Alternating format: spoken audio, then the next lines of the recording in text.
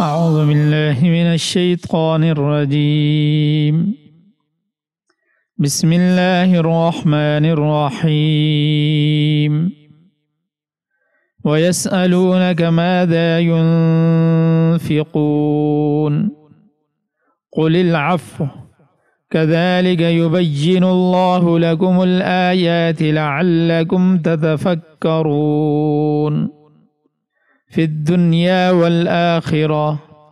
ويسألونك عن اليتامى قل إصلاح لهم خير وإن تخالطوهم فإخوانكم والله يعلم المفسد من المصلح ولو شاء الله لأعنتكم ان اللہ عزیز حکیم۔ اور لوگ آپ سے پوچھتے ہیں کہ وہ اللہ کی خوشنودی کے لیے کیا خرچ کریں۔ آپ کہہ دیجئے کہ جو تمہاری ضرورت سے زائد ہو۔ اللہ اسی طرح اپنے احکام تمہارے لیے صاف صاف بیان کرتا ہے تاکہ تم غور و فکر سے کام لو، دنیا کے بارے میں بھی اور آخرت کے بارے میں بھی۔ اور لوگ آپ سے یتیموں کے بارے میں پوچھتے ہیں، آپ کہہ دیجئے کہ ان کی بھلائی چاہنا نیک کام ہے، اور اگر تم ان کے ساتھ مل جل کر رہو تو کچھ حرج نہیں، کیونکہ وہ تمہارے بھائی ہی تو ہیں۔ اور اللہ خوب جانتا ہے کہ کون معاملات بگاڑنے والا ہے اور کون سنوارنے والا، اور اگر اللہ چاہتا تو تمہیں مشکل میں ڈال دیتا۔ یقیناً اللہ کے اقتدار بھی کامل ہے، حکمت بھی کامل۔ اسی آیت کے پہلے حصے میں شراب اور جوئے کے بارے میں سوال تھا، اس کا جواب دیا گیا تھا۔ اب یہاں پر خرچ کے متعلق سوال ہے اور اس کا جواب ہے۔ فرمایا وَيَسْأَلُونَكَ مَاذَا يُنْفِقُونَ، آپ سے سوال کرتے ہیں کہ ماذا ينفقون، کتنا خرچ کریں، کس قدر خرچ کریں۔ یہ سوال پیچھے بھی آ چکا ہے، وہاں اس کا جواب یہ دیا گیا تھا کہ فلاں فلاں جگہ پر خرچ کرو، والدین پر خرچ کرو، یتیموں پر خرچ کرو، مسکینوں پر خرچ کرو، مسافروں پر خرچ کرو۔ لیکن یہاں پر سوال وہی ہے اور جواب مختلف ہے۔ یہاں پر جواب یہ دیا کہ قل العفو، آپ کہہ دیجئے کہ جو اپنی ضرورت سے زائد ہو وہ خرچ کر دے۔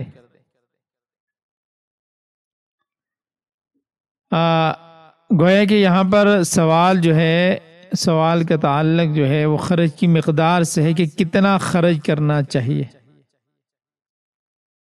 تو اللہ نے فرمایا کہ جو ضرورت سے زائد ہو وہ خرچ کر دیں۔ اب یہ بات کہ جو ضرورت سے زائد ہے سب کچھ خرچ کر دینا، یہ کیا ہے؟ فرض ہے، واجب ہے، سنت ہے، مستحب ہے، کیا ہے؟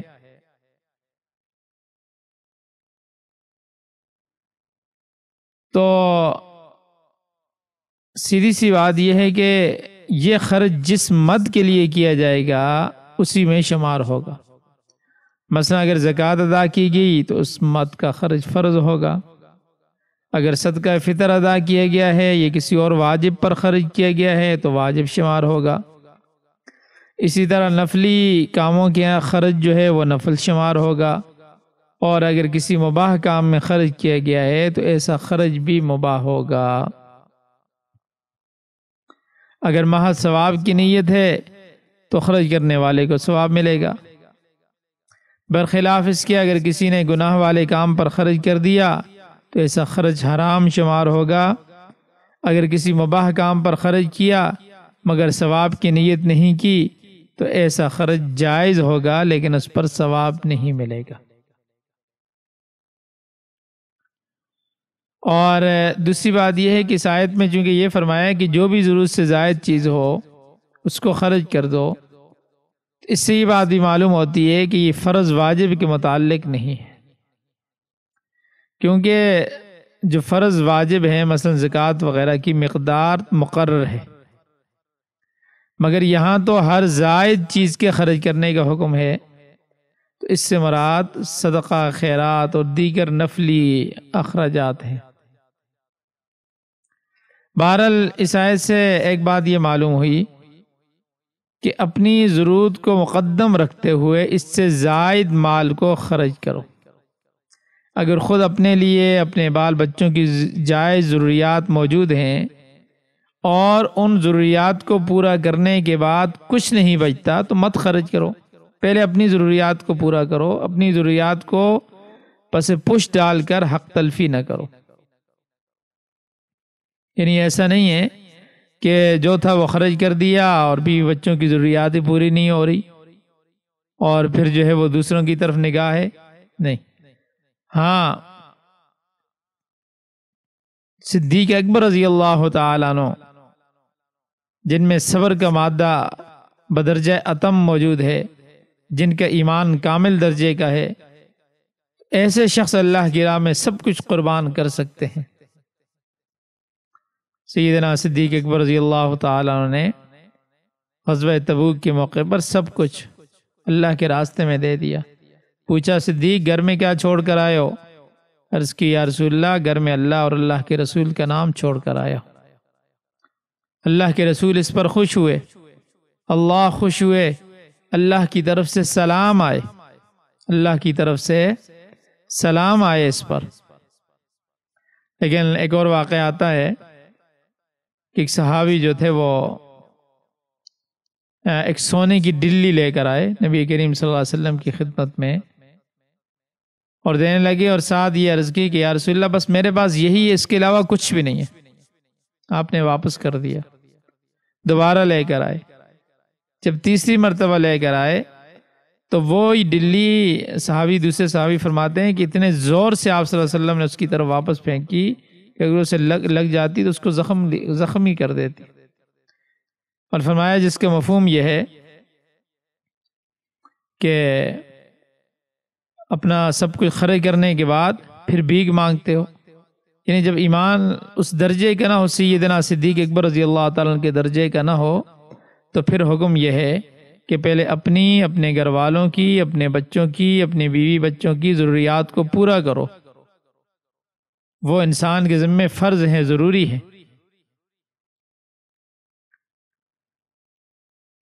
اور مولانا اشرف علی تھانوی صاحب رحمۃ اللہ علیہ فرماتے ہیں کہ اس آیت سے یہ بات بھی معلوم ہوئی کہ ذخیرہ اندوزی درست نہیں ہے، اور مسلم شریف کی روایت میں آتا ہے یا ابن آدم ان تمسک شر لکا، اے آدم کے بیٹے اگر چیز کو روک کر رکھو گے تو یہ تمہارے لیے شر ہوگا،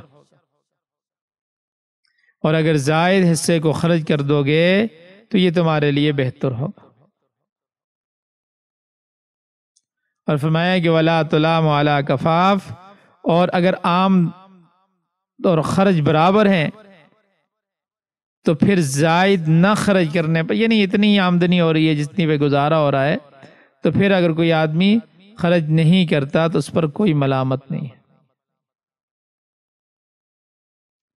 اور اگر کوئی شخص فرائض ادا نہیں کرتا تو اللہ کے ہاں جواب دہ ہوگا، اور اگر فرض ادا کر رہا ہے، فرائض واجبات مال کے جو ہیں وہ ادا کر رہا ہے، اس کے بعد روک رہا ہے تو ثواب سے محروم ہو گیا، اور اگر ضرورت سے زائد موجود ہے مگر خرچ نہیں کرتا تو بخل کا مادہ پیدا ہوگا، ثواب سے محروم ہوگا اور شر بہرحال ہوگا۔ لیکن بہرحال اگر کوئی آدمی نہیں خرچ کرتا ثواب سے تو محروم ہوگا لیکن گناہگار نہیں ہوگا، اور اس کے اور جو نقصان ہے، بخل پیدا ہوتا ہے انسان کے اندر اور باقی چیزیں وہ الگ ہیں، لیکن بہرحال گناہ نہیں ہوگا۔ فرمایا کذالک یبین اللہ لکم الآیات، اسی طرح اللہ تعالیٰ تمہارے لیے احکام بیان کرتا ہے۔ یہاں پر آیات سے مراد احکام ہے، لعلکم تتفکرون، تاکہ تم غور و فکر کرو، فی الدنیا والآخرہ، دنیا اور آخرت کے بارے میں۔ دنیا اور آخرت کے بارے میں غور و فکر کرو۔ دنیا جو ہے ضروریات کی جگہ ہے، یہاں پر رہ کر انسان ضرورتوں اور حاجتوں پر انسان کو ضرورتیں پیش آتی ہیں، حاجتیں پیش آتی ہیں، اس کا بھی لحاظ رکھو۔ اور آخرت تو ثواب دائمی ہمیشہ کے ثواب کی جگہ ہے، اس کا بھی خیال رکھو۔ مقصد یہ ہے کہ دنیاوی اور اخروی دونوں ضروریات کو ذہن میں رکھو، اعتدال کے ساتھ رہو، نہ یہاں محروم رہو اور نہ وہاں۔ یعنی یہ بھی نہیں ہے کہ دنیا کے اندر لگے تو بس دنیا ہی دنیا، اور یہ بھی نہیں ہے کہ دنیا کو بالکل چھوڑ دیا، گھر میں بھی بچے بھوکے ہیں اور صرف آخرت کی فکر ہے، یہ بھی نہیں، دونوں کا خیال رکھو، دونوں کو ذہن میں رکھو، نہ یہاں محروم رہو اور نہ وہاں، بلکہ دونوں مقامات کے لیے، دنیا اور آخرت کے لیے لوازمات مہیا کرو۔ سورہ بنی اسرائیل میں آتا ہے کہ نہ ہاتھ کو زیادہ کھلا رکھو کہ خود محتاج ہو جاؤ، اور نہ اتنا سکیڑ کر رکھو کہ بخیل شمار ہو، بلکہ درمیانی راستہ ہمیشہ اختیار کرنا۔ اپنی جائز ضروریات پوری کرو، اور اس کے بعد مال کو روک کر نہ رکھو، بلکہ غریبوں اور محتاجوں کو بھی ان کا حق ادا کرو۔ جائز ضروریات میں انسان کے بنیادی اخراجات ہیں، جیسے کھانا پینا، لباس، صحت، تعلیم، رہائش وغیرہ۔ ان چیزوں پر خرچ کرنے پر کوئی پابندی نہیں ہے، لیکن یہ بات یاد رکھیں کہ یہ آج کل جو ہے نا وہ کھیل تماشا اور عجیب عجیب چیزیں، ٹیلی ویژن وغیرہ، اور یہ چیزیں جو ہیں، اس طرح کی جو بھی چیزیں ہیں، مہنگے مہنگے موبائل اور LCD وغیرہ، یہ چیزیں یہ انسانی بنیادی ضروریات میں شامل نہیں ہیں۔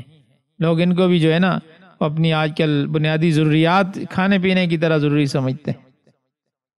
اب ظاہر سی بات ہے، ایک آدمی جو ہے 2 لاکھ کا، لاکھ روپے کا موبائل لے گا تو پھر باقی کیا بچے گا؟ ظاہر سی بات ہے۔ یاد رکھیں یہ سامان تعیش ہے اور اس کی کوئی حد نہیں ہے۔ اور پھر آج کل تو مکان بھی پھر کیسے کیسے بنائے جاتے ہیں، پھر ان میں قیمتی سے قیمتی فرنیچر، پردے، قالین، پتہ نہیں کیا کیا چیزیں جو ہے نا بلا ضرورت۔ اور یاد رکھیں ان اشیاء پر خرچ کرنا بلا جواز اور محتاجوں کی حق تلفی کے مترادف ہے۔ اور اگر اس دنیا میں سب کچھ اپنی ذات پر ہی خرچ کر جاؤ تو پھر آخرت میں محرومی کا منہ دیکھنا پڑے گا۔ میں نے بتا دیا ایک آدمی زکوٰۃ ادا کر رہا ہے، جو واجبات ہیں، صدقہ فطر وغیرہ ہے، وہ ادا کر رہا ہے، تو باقی اگر خرچ نہیں کرتا وہ گناہگار نہیں ہوگا، اللہ اس سے سوال نہیں ہوگا، یعنی مجرم نہیں ہے، لیکن ثواب سے محروم ہوگا، وہ اپنی آخرت کے لیے کچھ نہیں بنا رہا ہے۔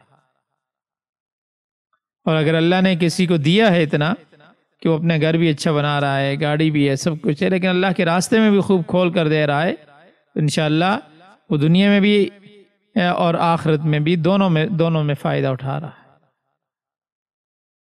اس وجہ سے فرمایا کہ دنیا اور آخرت دونوں مقامات کا خیال رکھو، یہاں پر بھی جائز ضروریات سے محروم نہ رہو، اور آخرت کے لیے بھی اپنا توشہ تیار رکھو۔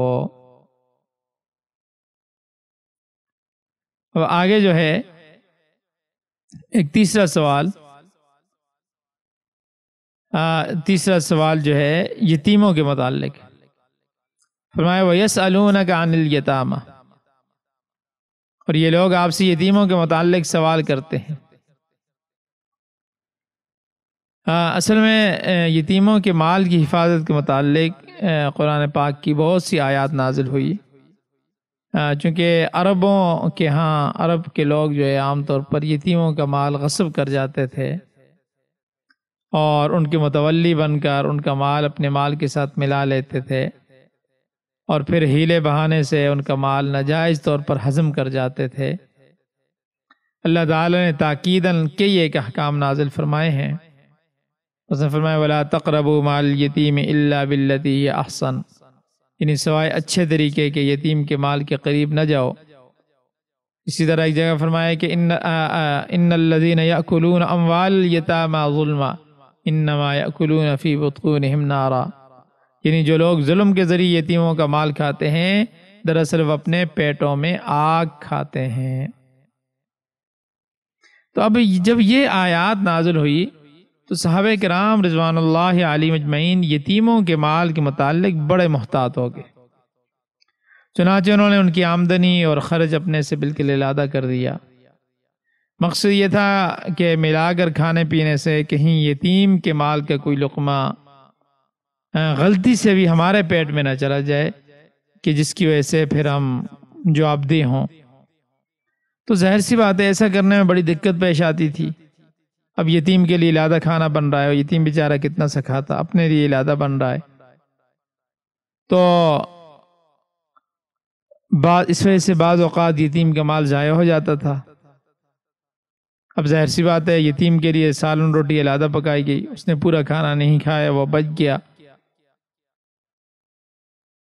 تو یتیم کا بچا ہوا کھانا بھی چونکہ اللہ تعالیٰ کی طرف سے جو وعید تھی اس کے پیش نظر خود بھی نہیں کھاتے تھے، اس لیے وہ خراب ہو کر ضائع ہو جاتا تھا۔ تو ایسی صورت میں صحابہ کرام رضوان اللہ علیہم اجمعین یہ سوال کرنے پر مجبور ہو گئے۔ تو پوچھا یسألونک عن الیتامی، یہ لوگ آپ سے یتیموں کے متعلق سوال کرتے ہیں کہ ان کا مال آپس میں ملا کر استعمال کیا جا سکتا ہے یا وہ بالکل الگ تھلگ رہنے دیا جائے۔ اللہ تعالیٰ نے اس کے جواب میں فرمایا قل، آپ کہہ دیجئے اصلاح لہم خیر، ان کے متعلق اصلاح کا کام ہی بہرحال بہتر ہے، یعنی یتیموں کی بلائی ہر حالت میں مقصود ہونی چاہیے۔ اگر ان کا آمد و خرچ بالکل علیحدہ رکھنا ان کے لیے بہتر ہے تو ایسا کر لو، اگر اپنے ساتھ ملا لینا ان کے حق میں بہتر ہے تو انہیں اپنے ساتھ ملانے کی بھی اجازت ہے۔ اس میں سہولت یہ ہوگی کہ اگر کسی یتیم نے کسی ایک وقت میں مشترکہ کھانے میں سے کھانا استعمال نہیں کیا تو وہ اس کے سرپرست استعمال کر لیں گے اور اگلے دن یتیم اپنے سرپرست کا کھانا کھا لے گا، اس طرح یتیم کا مال ضائع نہیں ہوگا۔ یعنی مطلب یہ ہے کہ مقصود جو ہے وہ یتیم کی مال کی حفاظت ہے، چاہے وہ جس طریقے سے بھی ہو، اور اس یتیم کے مال کو نقصان سے بچانا مقصود ہے۔ اور فرمایا وَإِن تُخَالِطُوهُمْ، یعنی اگر تم ان کو اپنے ساتھ ملا لو تو فَإِخْوَانُكُمْ، تو وہ تمہارے بھائی ہیں، انہیں ساتھ ملا لو۔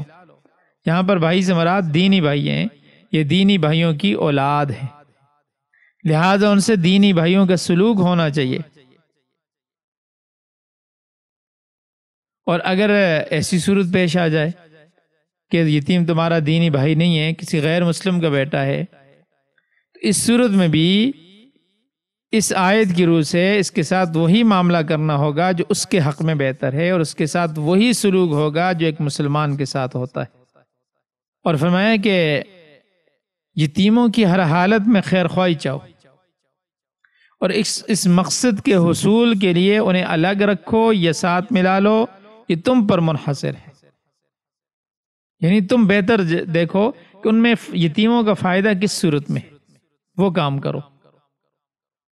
لیکن ایک بات یاد رکھو، تم جو بھی فیصلہ کرو گے اللہ تمہاری نیتوں کو جانتا ہے کہ تم نے یہ فیصلہ نیک نیتی سے کیا ہے یا بد نیتی سے، اس فیصلے سے فساد مراد ہے یا اصلاح کا پہلو۔ واللہ یعلم المفسد من المصلح، اللہ تعالیٰ فسادیوں اور اصلاح کرنے والوں سب کو اچھی طرح جانتا ہے، اسے علم ہے کہ تم جو بھی یتیموں کے متعلق فیصلہ کرتے ہو وہ کس نیت کے ساتھ کرتے ہو، کیونکہ اللہ تعالیٰ کا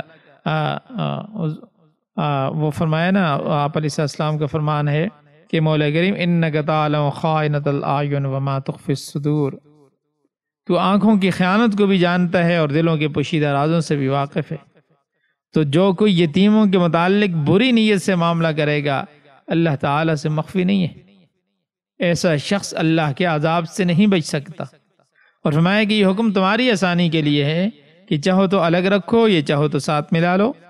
وَلَوْ شَاءَ اللَّهُ لَأَعْنَتَكُمْ، وگرنہ اللہ چاہتا تو تمہیں مشقت میں ڈال دیتا اور حکم دیتا کہ یتیموں کا خرچ لازماً علادہ رکھو، پھر تمہارے لیے معیار پر پورا اترنا مشکل ہو جاتا۔ اب اللہ تعالیٰ نے تمہارے لیے آسانی پیدا فرما دی ہے کہ وہ کام کرو جس میں یتیموں کی بھلائی مقصود ہو۔ ان اللہ عزیز حکیم، بے شک اللہ تعالیٰ زبردست اور کمال قوت کا مالک، وہ حکیم ہے، وہ انسانوں کی مصلحت کے مطابق حکم دیتا ہے، اس کا کوئی حکم ایسا نہیں ہے جو انسانوں کی مصلحت کے خلاف ہو، لہٰذا اس کے احکام کی پیروی کرتے ہوئے یتیموں کے ساتھ بہتر سلوک کروا رکھو، بہتر سلوک کرو، وہ سلوک کرو جو یتیموں کے حق میں بہتر ہو۔ جی اب ترجمہ دیکھ لیں۔ وَيَسْأَلُونَكَ مَاذَا يُنْفِقُونَ، وہ آپ سے پوچھتے ہیں کہ وہ کیا خرچ کریں۔ قُلِ الْعَفْوَ، آپ کہہ دیں کہ زائد جو ضرورت سے زائد ہو۔ كَذَلِكَ يُبَيِّنُ اللَّهُ لَكُمُ الْآيَاتِ لَعَلَّكُمْ تَتَفَكَّرُونَ، اسی طرح اللہ تمہارے لیے احکام واضح کرتا ہے تاکہ تم غور و فکر کرو، فی الدنیا والآخرہ، دنیا اور آخرت میں۔ وَيَسْأَلُونَكَ عَنِ الْيَتَامَى، وہ آپ سے یتیموں کے بارے میں پوچھتے ہیں۔ قل کہہ دیجئے اصلاح لہم خیر، آپ کہہ دیں کہ ان کی اصلاح بہتر ہے۔ وَإِن تُخَالِطُوهُمْ فَإِخْوَانُكُمْ، اور اگر ان کو ملا لو تو وہ تمہارے بھائی ہیں۔ واللہ یعلم المفسد من المصلح، اللہ خرابی کرنے والے اور اصلاح کرنے والے کو خوب جانتا ہے۔ وَلَوْ شَاءَ اللَّهُ لَأَعْنَتَكُمْ، اور اگر اللہ چاہتا تو تم کو ضرور مشقت میں ڈال دیتا۔ ان اللہ عزیز حکیم، بے شک اللہ غالب حکمت والا ہے۔ صدق اللہ العظیم۔